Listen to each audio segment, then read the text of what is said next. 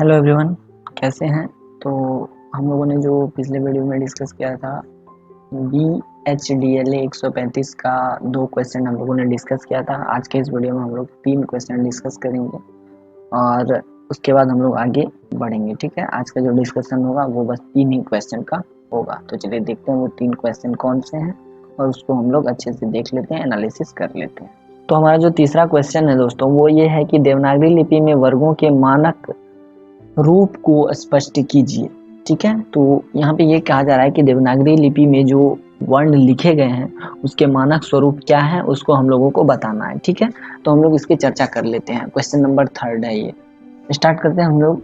सबसे पहले कि जो हिंदी का क्षेत्र है वो बहुत विशाल है। ठीक है, और इस वजह से कुछ वर्णों के लेखन में जो है विविधता होना स्वाभाविक है, जिससे मुद्रण में जो है कठिनाई होती है। ठीक है, एक्चुअली होता क्या है कि हिंदी जो है पूरे भारतवर्ष में बोले जाने वाली राजभाषा है। ठीक है, तो इस वजह से हर जगह एक ही वर्ण को अलग अलग तरीके से लिखा जाता है। ठीक है, कहीं पे झ को इस तरह से लिखा जाता है और कहीं पे इसी झ को इस तरह से भी लिखा जाता है, जैसा कि आप लोग स्क्रीन पे दिख रहे हैं। तो इस तरह से वर्णों के लिखने में जो है भिन्नताएं आ जाती है।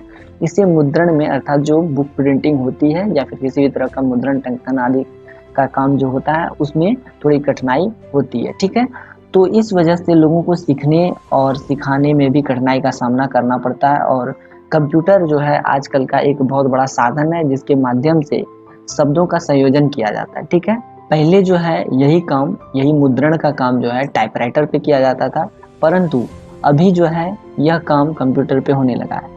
तो दोनों ही स्थितियों में जो टाइपराइटर वाला जो पुराने जमाने का था और कंप्यूटर वाला, दोनों ही स्थितियों में मानक वर्णों का इस्तेमाल अनिवार्य है ताकि पूरे भारतवर्ष में एक वर्ण के लिए एक ही चिन्ह का प्रयोग हो और लोगों को समझने समझाने में आसानी हो। ठीक है, और इसी कारण भारत सरकार ने जो है केंद्रीय हिंदी निदेशालय को जो है मानक देवनागरी लिपि निर्धारण करने का कार्य सौंपा था। ठीक है, तो इन सारी भिन्नताओं में जो है एकता लाने के लिए अर्थात इन सभी भिन्नताओं को खत्म करने के लिए भारत सरकार ने केंद्रीय हिंदी निदेशालय को ये कार्य सौंपा कि वो देवनागरी लिपि में जो चिन्ह है उसको एक निर्धारित स्वरूप प्रदान करे। ठीक है, और इसका जो उद्देश्य था यह था कि आगे जो है जब से ये कार्य शुरू हुआ था, केंद्रीय हिंदी निदेशालय को जब निर्देश दिया गया था उसके बाद से जितने भी वर्ण हो उनको वो जो है मानक हो और उसका इस्तेमाल आसानी से सभी लोग कर सके। ठीक है, तो इसके पीछे का कार्य जो उद्देश्य था, कार्य उद्देश्य वो यही था कि मानक वर्णों का प्रयोग बढ़ाया जाए जिससे कि भाषा में एक रूपता आए। ठीक है, और निदेशालय ने जो है 1966 और 2006 में जो है मानक देवनागरी लिपि प्रस्तुत की थी। ठीक है, अब आगे बढ़ते हैं हम लोग, आगे देखते हैं कि कौन कौन सी वो मानक लिपि थी। ठीक है, तो हम लोगों के स्क्रीन पे दिख रहा है स्वर के लिए लिखा गया था कौन कौन सी मानक लिपि ओ आ हर्षई दुर्गई हर्षऊ दुर्गऊ ए ऐ ओ एवं औ। ठीक है, उसके बाद जो है मात्राओं की चर्चा की गई थी और मात्रा इस तरह से लिखा गया था आ के लिए ये मात्रा, हर्षई के लिए, दुर्गई के लिए, हर्षऊ के लिए, दुर्गऊ के लिए, री के लिए ए ऐ ओ और औ, इस तरह के लिए सभी के लिए जो है मात्रा चिन्ह अंकित किए गए थे। अनुस्वार का यह मानक चिन्ह था हिंदी निदेशालय के अनुसार, फिर विसर्ग के लिए यह था और फिर व्यंजन के लिए ये सारे थे, कवर्ग चवर्ग टवर्ग तवर्ग पवर्ग। ठीक है, इस तरह से जो है देवनागरी लिपि में वर्णों के मानक स्वरूप को गढ़ा गया था। ठीक है, अब आगे देखते हैं आगे क्या लिखा गया है। आगे है द्विगुण व्यंजन। ठीक है, इसमें है ड़ और ढ। देखिए दोस्तों, इस द्विगुण व्यंजन को हम लोग अतिरिक्त व्यंजन के नाम से भी जानते हैं। ठीक है, अब है संयुक्त व्यंजन। और संयुक्त वर्ण का जो संयुक्त व्यंजन का जो लिपि चिन्ह था वो था अक्षत्र ज्ञ और स्वर, कुछ इस तरह का था। तो ये जो वर्ण थे इन सभी को जो है मानक रूप प्रदान करने की कोशिश जो है केंद्रीय हिंदी निदेशालय द्वारा की गई थी। ठीक है, अब ये वाला प्रश्न यहीं पे समाप्त होता है, हम अपने अगले क्वेश्चन को डिस्कस कर लेते हैं। ठीक है, तो हमारा जो अगला क्वेश्चन है वो ये है कि देवनागरी लिपि के लेखन की सामान्य कठिनाइयों को वर्णित कीजिए। अभी हमने चर्चा की कि देश में जो है हिंदी पूर्ण रूप से व्याप्त भाषा है। ठीक है, इस वजह से हर जगह पे एक ही वर्ण को लिखने के अलग अलग चिन्ह हैं। ठीक है, तो इस वजह से देवनागरी लिपि जो हिंदी की जननी है, ठीक है, इस हिंदी की जो लिपि देवनागरी है इसमें जो है किस तरह की कठिनाइयाँ हम लोगों के सामने आई लिखने में, समझने में। ठीक है, तो हम लोग इसकी चर्चा भी करेंगे। ठीक है, अब स्टार्ट करते हैं कि देवनागरी लिपि की क्या क्या कठिनाइयाँ हैं। देखिए, देवनागरी लिपि की कठिनाइयों को समझने के लिए हमने कुछ उदाहरण यहाँ पे दिखाया है। वो है पद्मा, उद्यान, द्वारा, उद्देश्य और उद्धार, ये जो वर्ण है पहले के ज़माने में जब टाइपराइटर चला करता था उस समय में इस तरह से वर्ण जो है छपाई होते थे, किंतु जैसे जैसे कंप्यूटर का युग आता गया इस तरह से वर्णों की छपाई धीरे धीरे बंद हो गई। पहले की पुस्तक में ये चीज़ें ज़्यादा छपती थी, किंतु आधुनिक छपाई मशीन के में जो है इस तरह की कोई गुंजाइश अब बची ही नहीं है, मतलब साफ कम हो चुकी है इसकी गुंजाइश। ठीक है, तो अब ये जो पद्मा में दोमा संयुक्त है, ये दो वर्णों का मेल है, दो हलंत जोड़ मोह। ठीक है, अब इन दोनों को मिलाकर, इन दोनों के मिलने से इन दोनों वर्णों का एक अलग स्वरूप बन जाता है, और इसी सिलसिले में एक और प्रक्रिया का आरंभ होता है जिसे हम लोग कहते हैं सरलीकरण। ठीक है, अब ये सरलीकरण क्या है हम लोग इसको देख लेते हैं।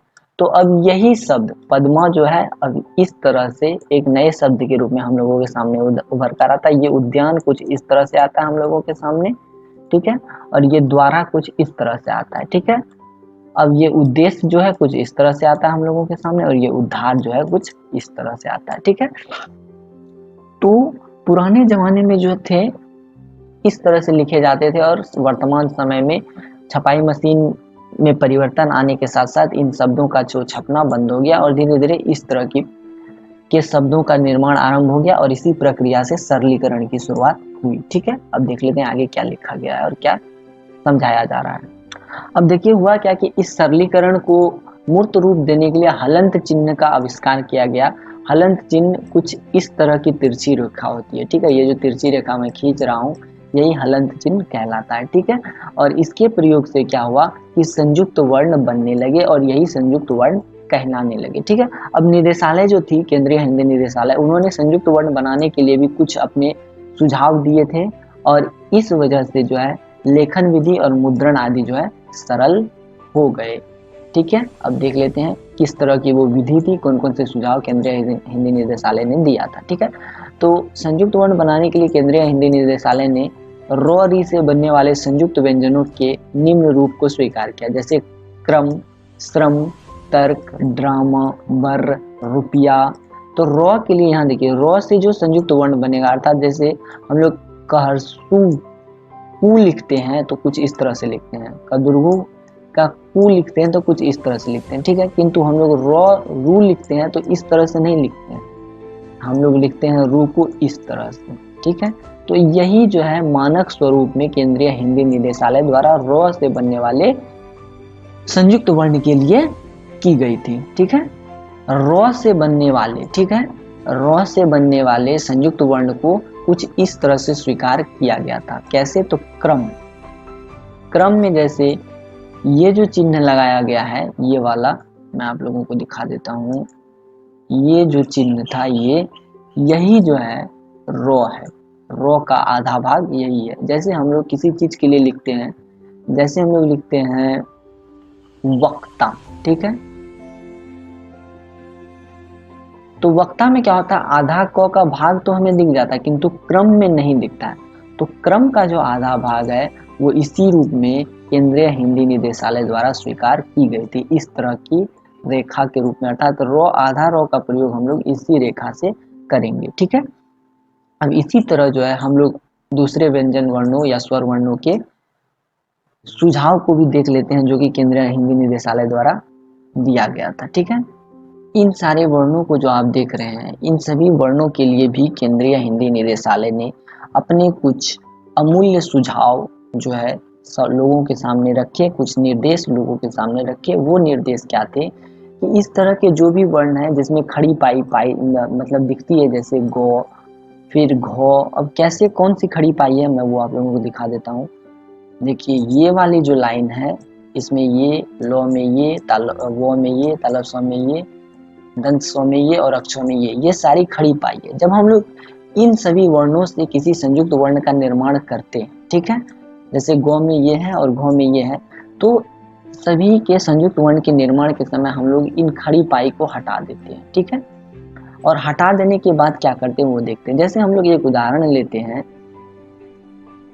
आप लोगों के सामने राज्य का। ठीक है, तो राज्य में होता क्या है कि जो में जो खड़ी पाई दिखती है उस खड़ी पाई को हटाकर यो मिलाकर एक संयुक्त वर्ण बनाया जाता है, जोयो संयुक्त। ठीक है, मैं एक और उदाहरण आप लोगों को लेकर दिखा देता हूँ। स्याही, मैं एक उदाहरण स्याही लेकर दिखा रहा हूँ आप लोगों को। तो स्याही में क्या है दोस्तों, सौ में जो खड़ी पाई ये लकीर थी इसको हटा दिया गया, फिर यो इसके साथ मिला दिया गया और सोयो संयुक्त का एक संयुक्त वर्ण बनाकर हम लोगों के सामने रख दिया गया। ठीक है, अब आगे बढ़ते हैं, देखते हैं तीसरा जो नियम उन्होंने दिया इन सभी वर्णों के लिए, वो नियम क्या थे हम लोग उसको देख लेते हैं। ठीक है, थोड़ा मैं स्क्रीन को ऊपर कर देता हूँ। तो तीसरा नियम इन सभी वर्णों के लिए था, छो, टो, ठो, डो, टो, ठो, डो, ढो, दो, हो इत्यादि सभी वर्णों के लिए। ठीक है, इसमें क्या हुआ कि इन सभी वर्णों में जो है खड़ी पाई नहीं दिखाई देती है। तो इसके लिए क्या उदाहरण, क्या संयुक्त वर्ण बनाने के नियम प्रस्तुत किए गए वो मैं आप लोगों को दिखाता हूँ। ठीक है, अब मुझे कहीं पे लिखना है नाट्य शास्त्र। ठीक है, और उसमें टो जो है वो आधा है, क्या है, टो आधा टो है।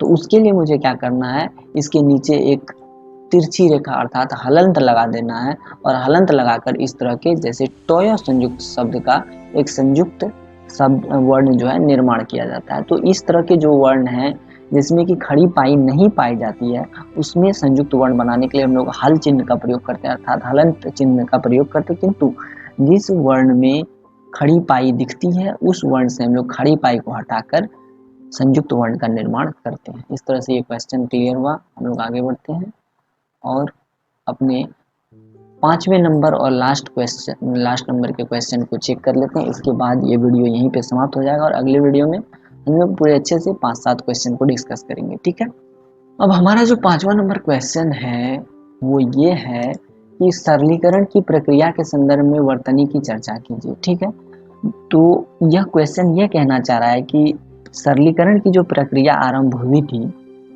संयुक्त वर्ण बनाने से, ठीक है, उसके संदर्भ में वर्तनी में क्या क्या परिवर्तन हुए, वर्तनी पर क्या प्रभाव पड़ा इसका, इसकी चर्चा इस क्वेश्चन में की गई है। ठीक है, हम लोग इसका डिस्कशन कर लेते हैं। सबसे पहले हम लोग ये देखते हैं कि यह जो संबंध नाम का एक शब्द है इसका कितना रूप है वर्तनी में। ठीक है, तो उसमें ये एक रूप है, दूसरा है ये, तीसरा है ये, चौथा ये, और ये चारों का चारों रूप मुद्रण में इस्तेमाल किया जाता है, अर्थात कंप्यूटर टाइपिंग मशीन, फिर टाइपराइटिंग मशीन, प्रिंटर, ये चारों शब्द को सही मानते हैं और इन चारों शब्दों का मुद्रण जो है हम लोगों के सामने दिखता है। और इससे क्या होती है, सीखने वालों को बहुत सारी कठिनाइयों का सामना करना पड़ता है। ठीक है, तो इस वजह से केंद्रीय हिंदी निदेशालय ने कुछ सलाह दी। ठीक है, अब वो सलाह कौन कौन सी दी हम लोग उसकी चर्चा कर लेते हैं। देखिए, अगर पंचम वर्ण को उस वर्ग के पहले 4 वर्णों से पहले जो है अनुस्वार से दिखाया जाए, अब कैसे मैं वो दिखा देता हूँ। जैसे पंचम वर्ण का अर्थ है तो, एक उदाहरण है ये दोस्तों दिखाता हूँ, तो, थो, दो, धो और नो। ठीक है, अब एक्चुअली क्या है कि ये जो पंचम वर्ण है 5वां नंबर का वर्ण, 1 2 3 4 5, ये जो 5वां नंबर का वर्ण है अगर हम लोग इसका कोई भी संयुक्त वर्ण बनाते हैं, ठीक है, तो उसके लिए हम लोग क्या करते हैं, इसके पीछे के वर्णों का अगर संयुक्त वर्ण होता है, ठीक है, जैसे अंत, एक उदाहरण मैं लेता हूं अंत, देखिए, ठीक है, तो इस अंत में देखिए ये जो पंचम वर्ण के पीछे का वर्ण है तो, ये अर्थात ये तवर्ग में ही नो के पीछे ही तो आता है। तो इस तरह के संयुक्त वर्ण को बनाने के लिए हम लोग क्या करेंगे, पंचमाक्षर को हटा देंगे। पंचम अक्षर जो 5वां नंबर का नो है इसको हम लोग हटा देंगे, उसके जगह पर हम लोग एक क्या करेंगे, अनुस्वार लगा देंगे। तो अंत का क्या मीनिंग, अंत किस तरह से बन जाएगा, ये अंत इस तरह से बनेगा और यही हम लोगों का मानक होगा और यही सही होगा। ठीक है, जैसे यहाँ देखिए मानक रूप में अंत, हम लोगों ने ऊपर में क्या लगाया, अनुस्वार लगा दिया, तो ये अंत जो है, ये नो जो है ये खत्म हो गया। जैसे पंथ, पंथ में क्या है दोस्तों, ऊपर में अनुस्वार लगा दिया गया और इसी नो के पीछे थो आता है, देखिए इसी नो के पीछे थो आता है, तो इस नो को हटा दिया गया, उसके बदले अनुस्वार का प्रयोग कर दिया गया। ठीक है, अब ये भी अब आप लोग समझ चुके हैं। अब थोड़ा आगे बढ़ते हैं, देखते हैं आगे क्या लिखा गया है।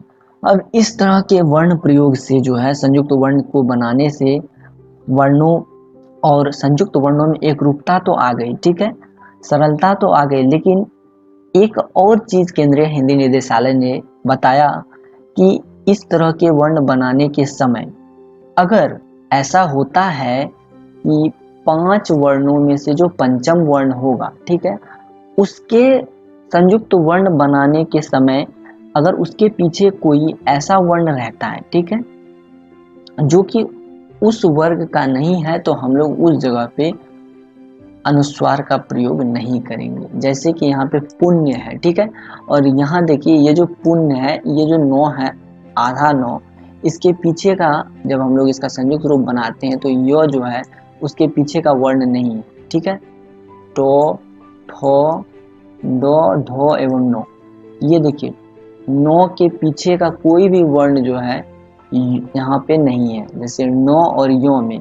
तो इस तरह से हम लोग यहाँ पे अनुस्वार का प्रयोग नहीं करेंगे। जैसे गन्ना में, ठीक है, गन्ना में जो आधा नो का प्रयोग किया गया है वो तो नो का ही रूप है, ठीक है, नो के पीछे का कोई भी नहीं है, जैसे तो, थो, दो, इनमें से कोई नहीं है, इसलिए हम लोग गन्ना को इस तरह लिखेंगे, ना कि अनुस्वार लगाकर इस तरह। तो आशा करता हूँ कि ये वीडियो का क्वेश्चन जो था वो आप लोग अच्छे से समझे होंगे, और आज के वीडियो में इतना ही रहेगा। अगले वीडियो में हम लोग कुछ अच्छे अच्छे क्वेश्चंस को और डिस्कस करेंगे, 4, 5, 7 क्वेश्चन हम लोग एक ही बार में डिस्कस करेंगे। एंड ये वाला जो क्वेश्चन है 6 नंबर का क्वेश्चन, वर्तनी के मानकीकरण के संबंधित वर्तनी के मानकीकरण संबंधित प्रमुख बातों पर प्रकाश डालिए, इस क्वेश्चन को हम लोग कुछ दिनों के बाद डिस्कस करेंगे। अब ये क्यों करेंगे, क्योंकि ये क्वेश्चन बड़ा है और इस क्वेश्चन को डिस्कस करने में मुझे कम से कम एक वीडियो पूरा जो है खर्च करना होगा, ठीक है। तो इस वजह से मैं इस क्वेश्चन को बाद में डिस्कस करूंगा, और इस क्वेश्चन में बहुत सारे ऐसे पॉइंट्स हैं जो कि एग्जाम में आ भी सकते हैं, आई मीन कि बहुत नेसेसरी है कि आएंगे ही, इसलिए मैं इसको अच्छे से क्लैरिफाई करने वाला हूँ, ठीक है। तो आज के वीडियो में इतना है दोस्तों, अभी के लिए अलविदा, थैंक्स अ लॉट।